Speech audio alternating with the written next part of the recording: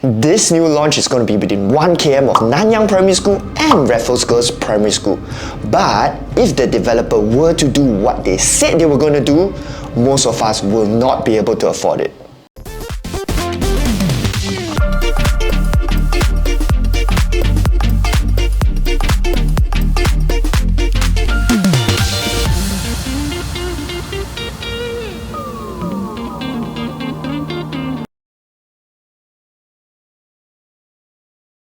Welcome back to everyone's favorite condo new launch review, and you're gonna like us even more because in this video, you're gonna stand a chance to win $100 in cold hard cash just by leaving a comment. What kind of comment, you might ask? Watch on as I'm gonna share with you how. So the launch in question is Watten House, UOL's latest new development located in District 11, Watten Estate. Now, why did I say what I said earlier on most of us not being able to afford this particular new launch? It's because of what the UOL's chief executive said in this interview. He said the project will be designed in a mansion style similar to MeyerHouse, with the cheapest unit coming in at $4.5 million and the average unit setting you back at a cool $8 million. And we are going to save you the trouble of googling MeyerHouse by inserting this short clip courtesy of PropNex. Today we're at the stunning MeyerHouse, perhaps the top luxury development in District 15. This freehold condo is by UOL and Kheng Leong, whose projects include Nassim Park Residences and 15 Holland Hill. UOL secured 3 renowned firms, Woha for the architecture, Yabu Pushberg for interiors, and RSD for the landscaping. Today they've created a groundbreaking development on the prestigious Meyer Road. And with Watten Estate being a whole lot nearer to the actual Nassim than MeyerHouse, I'm holding my breath to see how much they will actually launch the project at. Watch to the end as I'll list down a range of likely launch prices and also go through some of the reasons why I think the developers may price it on the higher end of that range and reasons why they may price it more competitively. Due to the lack of information released on Watten House at this point in time, we wouldn't be able to do what we always do, talking about the 3 things we like and don't quite like about the project. But we'll do that together with the breakdown of the layouts as well as the facilities once more information is out. So don't forget to like, subscribe and click on the bell notification button so you'll be notified when that video is out. Now, despite the lack of information about the project itself, what we can do at this point in time is to take a look at the demand and supply situation within the area of Watten Estate itself. That is still going to be excellent and important information for those of you who are looking to purchase a unit in that area. With Watten House's proximity to 2 of the most popular primary schools in Singapore, Nanyang Primary School and Raffles Girls Primary School, we're going to narrow the analysis of demand and supply into the area that overlaps the 1 km vicinity of these 2 schools. Let's take a look. So this is for Nanyang Primary School, and within 1 km of Nanyang Primary, we go all the way from the left side towards Namly. All these are the landed areas, Victoria Park area, down towards the Farrer Road area, Leiden, skirting in through to Woollerton, Spanish Village, Cluny Park this way, all the way up to Danyan, a little bit of Danyan, and up towards the Watten Estate. And for Raffles Girls Primary, as we see over here, okay, it covers, we go clockwise, let's go clockwise this time around, yeah. So from the Greenwoods landed area, Ingnyo, all these areas, down towards Watten Estate, again a little bit of Danyan, down to Coronation side, and Namly again. Okay, so now if you look at these 2 areas, the overlap on the northern side would be Watten Estate to Danyan, if you can see over here, and the areas down on this side, the Duchess Avenue, Coronation area. So these are so it narrows down to basically this area down to this area. Okay, so we are going to dive in and analyze the demand and supply situations into this area that overlaps the 1 km radius between Raffles Girls and Nanyang Primary School. With Watten House only offering 3, 4 and 5 bedders, it's going to make our analysis a lot simpler, and we're just going to focus on the 3 and 4 bedders within the area. So let me start you off with the 3 bedders.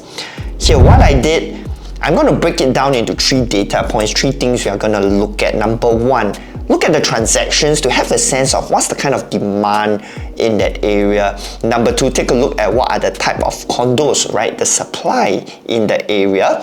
And lastly, by taking a look at Property Guru, what's the current supply in the area, okay? The types of supply and the current supply. Let's start off first, okay? So this table states 3 bedders transactions within the last 12 months and within 1 km of Watten House. Now this isn't exactly the area that we were previously wanting to focus on, but I wasn't able to pull out the data like that. So this is the best we can do, but I think it is sufficient to give us the necessary insights that we need. So over here, based on sales volume, 24 transactions, 24 3-bedder transactions, right, in the area in the last year, ranging from quantums of 1.94 million all the way up. I believe the highest is 3.38 million, 3.8 million. Okay, so we have a good range of supply, okay? We have a small, newer freehold developments and slightly larger and slightly older freehold developments. What you will notice is that there were none that TOP post-cooling measures post-2013, which means there's no supply in the area that offers the new kind of layouts that we all like. Okay, those that are small, no bay windows, right? Those floor-to-ceiling windows, the newer facilities and whatnot. Later on, as we take a look at Property Guru, you will understand what I mean. And I guess it's because of that, right? Because you see, the newer ones are all small boutique developments. The slightly larger ones are all pretty old, right? With the newest one being the Shelford, that is TOP in 2005, that offers above 200 units, above 100 units, right? If not, we have like Adam Park, 19 Shelford, the Shelford, okay? Yeah, those larger ones you notice are quite old, okay, with only the Asana, but there is also a small freehold boutique development. Now, let's take a look at the current supply to give you a better perspective, okay? So now, this is the areas with some more or less, right, that overlap area that we talked about earlier. So we have 38 3-bedrooms for sale at this point in time. I've sorted them out by cheapest to most expensive. So the cheapest one is Hillcrest Arcadia. Of course, this is a 99 years leasehold development. Now, if you want to be a bit more precise by stripping out the 99 years one, we can do that as well, because Watten House is going to be freehold. And if you strip it out like that, we have 30, right? With the cheapest being Adam Park. Now, I want to show you guys the layout of Adam Park, and you will notice why the PSFs isn't as high as what you think it will be, considering the area that it's located at. The layouts are all a little bit odd, curve with angled spaces. Not what I would consider to be a particularly sought after kind of layouts. Probably the more regular ones I would say would be Casabella. Okay, more regular, as you can see, more of what we have grown accustomed or grown used to lah. And so Casabella comes in at 2,269 PSF, 3.2 million. Duchess Residence also lah, slightly newer, more regular, more new age layouts, so to speak. And you notice if you go within the area, the same area of Watten Estate, there really isn't much 3-bedder supply. You have Shelford Regency, that's one of the slightly larger ones, and you can see the style is very retro already. It feels a bit like the chalet kind already. perhaps not to the taste to a lot of people. So now, how do you then reconcile this if you are looking to purchase a unit in Watten House, okay? So now Watten House is going to offer you something very, very different from whatever there is in that area. So now, even though you probably will be paying the highest, and you confirm pay the highest PSFs in that area, probably even on the high end in terms of quantums in that area, but you are a unique product, and I think the surest bet for you to have a clear exit is to have a unique, better product in an area that people can afford. Now, this is going to be one of the reasons that I'm going to talk about later on in the video. So now let's move on to the 4-bedders. So over at the 4-bedders, we have 10 4-bedders that were sold in the last year.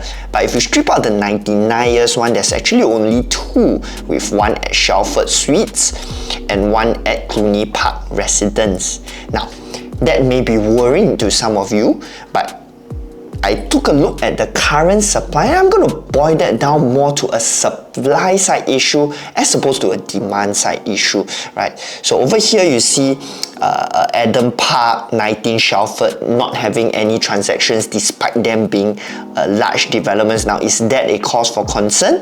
If we take a look at the existing supply, you would notice that actually there are no supply for those units, the larger units, the Adam Park, 19 Shelford, okay? And we only have 18 condos, 18 4-bedders for sale at this point in time. But again, right, 18, and these are the freehold ones already. Now, but you may be thinking 18 to 2 transactions, right? That's not a lot, okay? But after eliminating some duplicates, I believe the number is down to 14. And if we do eliminate those traditionally hard to sell ones like the penthouses, I bring that number down to about 10. We then have older ones like Shelford Green. There's quite a lot of penthouses, but if we remove the ones like Shelford Green, I zoom into really more popular, more regular layouts to Casabella. Right, something like that, a 4 million 4-bedders at Casabella to a single loading. Once, and then I went into Casabella to take a look at the transactions, and we can see they are relatively quite healthy. 3 transactions in this year already.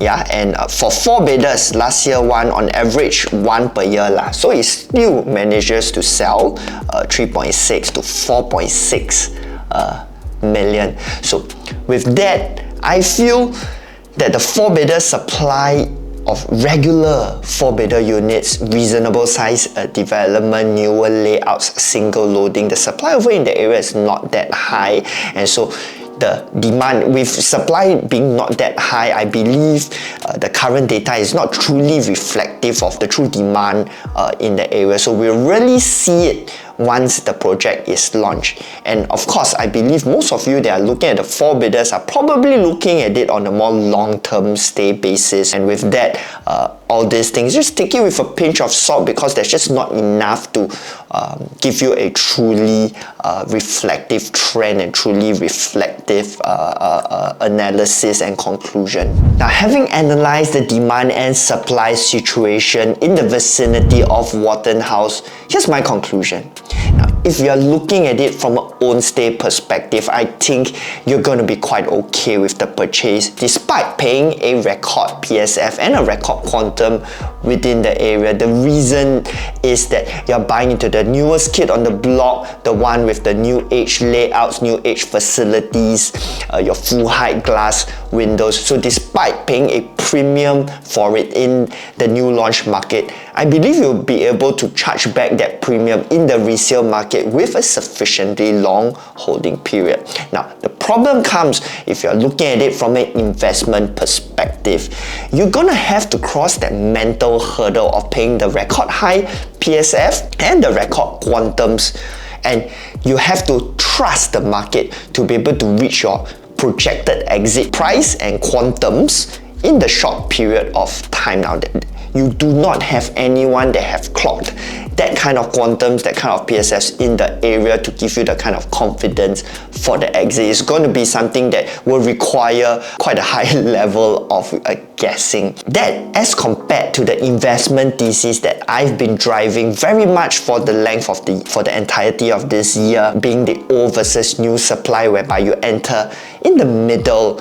You are the newest kid on the block, but you are not paying the highest quantums in that area. Now that's going to give you a pretty good exit strategy, a pretty good gauge on how much you can potentially exit your property at. And those investment theses apply to condos like Pine Tree over here that I've done the preview. You can go and take a look, or the District 15 launches, Continuum, Tembusu Grand, and Grand Diamond. Now let's move on to some of the possible prices. Let's take a look. So what I've done was to list down the land cost of MeyerHouse. Figure out what's the profit margin, which was 28%. So this is the break-even price, and this was the eventual average selling price, giving us a 28% profit margin. I'm going to also put down UOL's most recent launch, Pine Tree Hill at Pine Grove. This is the break-even price, and this is the average selling price of the units that have been sold, giving them only a 5% profit margin. So with my predictions, this is Watten Estate's land cost, estimated break-even price 2,600, and with a full range of be it 5% all the way up to 25% profit margins. What are the range of PSFs? Okay, and with that, I come to the likely price matrix. So since the chief executive already say they want to build like MeyerHouse, and if they really do follow it, which is why I said at the start of the video, probably most of us wouldn't be able to afford because of this. So the average, the three bedders, they start from 1,800 square feet, okay? 1,800. And if we do the low end of the expected prices, that is 2,008 at 5% profit margin. It's going to set us back at $5 million, three bedder, okay? Four bedder, if you see, MeyerHouse smaller four bedder is 2,800 square feet. At 2,800 PSF is $7.84 million. So that's the reason why I said at the start of the video, if they truly do what they said they were going to do, I believe most of us won't be able to afford it. Of course, later on in the video, I'm going to share with you some of the reasons why I think that probably we take what he said with a pinch of salt, okay? And what may be some of the likely actual numbers to come out. So let's say they build something a little bit more palatable, right? And which I would think would be a very smart thing for them to do, because if they really did analyze the whole supply situation in the area, they would know that the newer kind of supply, slightly smaller, I believe will sell very well. If they do 1,200 square feet three bedder, they can price it slightly higher at 3.6 M. I think it will still sell very, very well, right? So don't build until too big, don't go and build until 1,800 square feet. Then I think all this will sell very well, and I feel all this will have a pretty good price, even if you go all the way up to 3,200 PSF. At that quantum, I feel it's still quite okay. Now for the four bedder, if they build something smaller, 2,000 square feet for example, okay, still very comfortable by any stretch of the imagination, especially in this market. $5 to $6 million. Again, I think it'll be extremely palatable, especially for the area, and also because I think for the area, the people will want to buy slightly larger floor areas, especially if it's single loading. You can go all the way up to 3,200 PSF, still 6.4 million. I say still is because it's going to be better than the ones over here. Like if they build really very similar and very close to what they did for MeyerHouse. Now it's your turn to let us know, what do you think UOL will launch the cheapest three bedder at, as well as the cheapest four bedder, and we're gonna give the winner $100 in cold hard cash. So now put it down into the comments, cheapest three bedder, cheapest four bedder, how much will UOL launch it at? Lastly, let's discuss on the possible reasons on why I think the developers may price their units on the higher end of the range and reasons why the developer may price them more competitively. We start off first with reasons why they may price the units on the higher end of the range, and reason number one, perhaps the most obvious reasons, Nanyang Primary and Raffles Girls Primary with their strong alumni and the strong organic demand driving demand into this particular project. Reason number two is the pent-up demand within the Watten Estate area. There really hasn't been a launch in that area for the last 10 years at least. So now these two demand factors coming in, and on paper that looks very good for Watten House.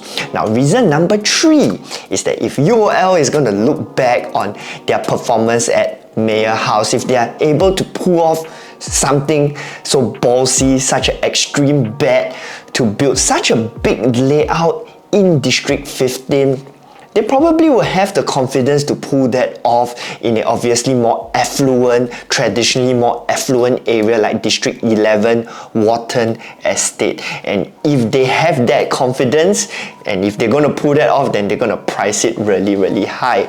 But on that note, if they were smart and if they build it slightly smaller, they don't have to go to mass market 900 square feet 3-bedders, mass market 1,200 square feet 4-bedders, just slightly smaller like what I mentioned, maybe 1,200 square feet 3-bedder, a 2,000 square feet 4-bedder, I believe is going to be a banging home run for UOL. Now, for the reasons why I think UOL may price Watten House more competitively, reason number one is the land bank that UOL is currently sitting on. So now they have 3 projects on hand at this point in time.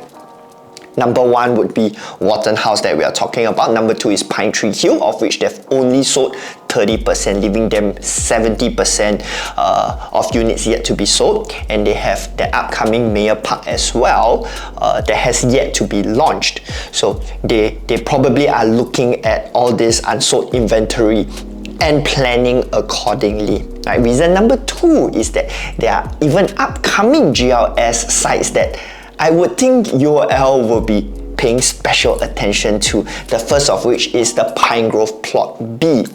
They will likely be very interested in that particular plot in order to hold on to the prices of Pine Tree Hill. If they let another developer come in and beat the land price low, that may create competition and it's going to make it hard for them to sell Pine Tree Hill. So if they come in, and it's something that they like to do, which is to buy plots side by side to protect their prices. We've seen this done in Clementi, which happens to be the other plot that I believe they'll be very interested in, is because they already have Clement Canopy, they have Clairvon, and this particular plot is the one in between. For those of you who play Mahjong, is like Kalong, right? They already have the 2 sides and they are just short of the middle one. I'm pretty sure they will be bidding for that plot. They already know the area like the back of their hands. It's going to be super straightforward for them. So now, if they price Watten House competitively, they get the funds in, they are confident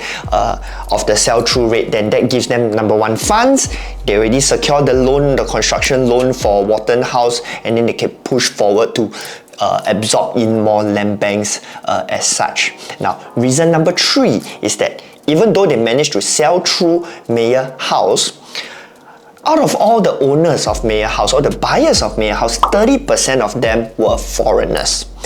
And for those of you who follow the market for foreigners right now, it's very quiet, with the ABSD having come up to 60%, and of course stripping out a chunk of demand, $1 billion worth of demand by our friends from Fujian. Okay, so without basically foreign demand here, they may be concerned as to can they really price it that high to sell through. Okay, and of course lastly, even though they managed to sell through MeyerHouse within the 5-year ABSD time period from when they bought, Nanak mentions in 2017 to finally selling through the last unit in 2022, they basically took the full 5 years.